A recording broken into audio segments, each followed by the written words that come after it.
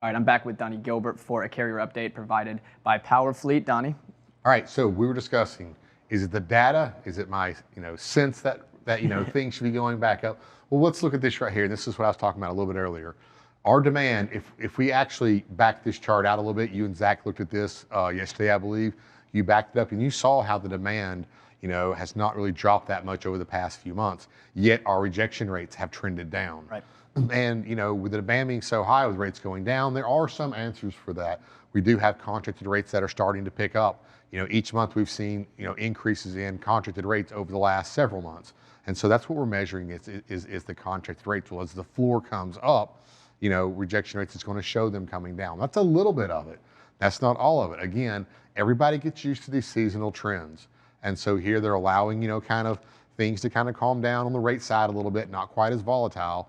But with demand being as high as it is, there's not going to be that much here to make a big swing. And like I say, one of those could be, obviously, if everybody just kind of got together and say, quit taking cheap freight, they could start pushing the rates back up. It is a carrier's market right now. Shippers could not do much to control that.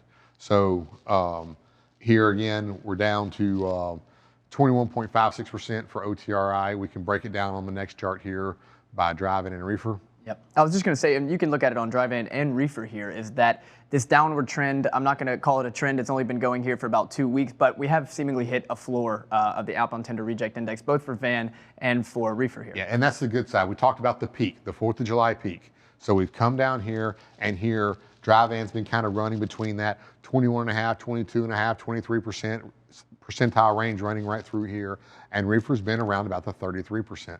So we've seen the big decline stop, and now we're going to kind of float around right here, and of course we got 1 full week left. We're going to see it start to pick back up here, and it's probably going to be till next week before we start seeing it on here, but my advice is start pushing them up today.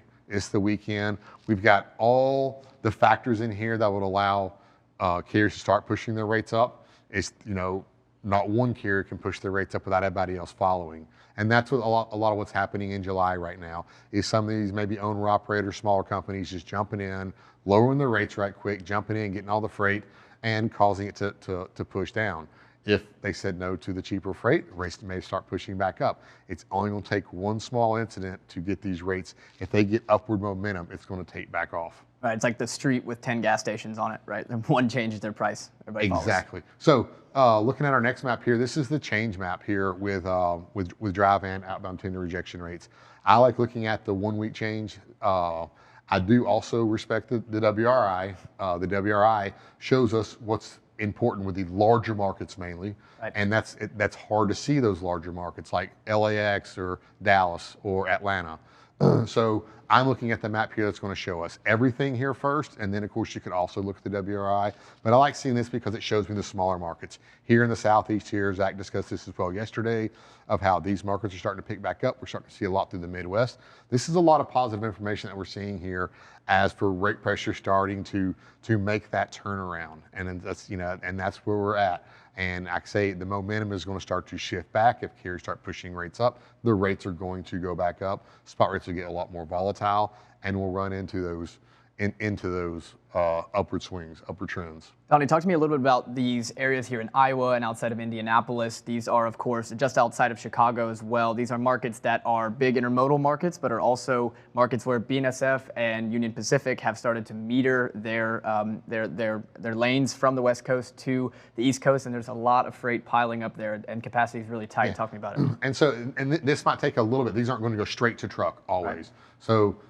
They're looking at probably more of your local type moves, going into warehousing first. They'll go into warehouses, be broken down, stored into warehouses, and then of course, as the orders go back out, they'll be put into shipments, mixed in to make the full shipments out to these outer markets, whether they're going to another warehouse or actually to a store.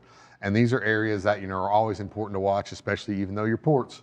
We always keep an eye on the ports. Of course, the Savannah port has rails that go up to Chatsworth, Georgia, and also northeast Atlanta. Those are also important rail hubs as well, because that's actual port volumes coming in actually from Savannah, but they're being ran the rail up there to keep the truck congestion out of the Savannah market. All right, Donnie, we only got 30 seconds here, but you mentioned to me before we got on that you got a secret lane that you've been It's watching. one that I love. Let's jump forward to, I think, slide number 8. It may take her a minute here to catch me up here, but here it is.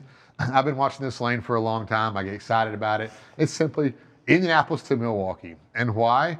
It's one that I've never considered before, but it's averaging $4 a mile.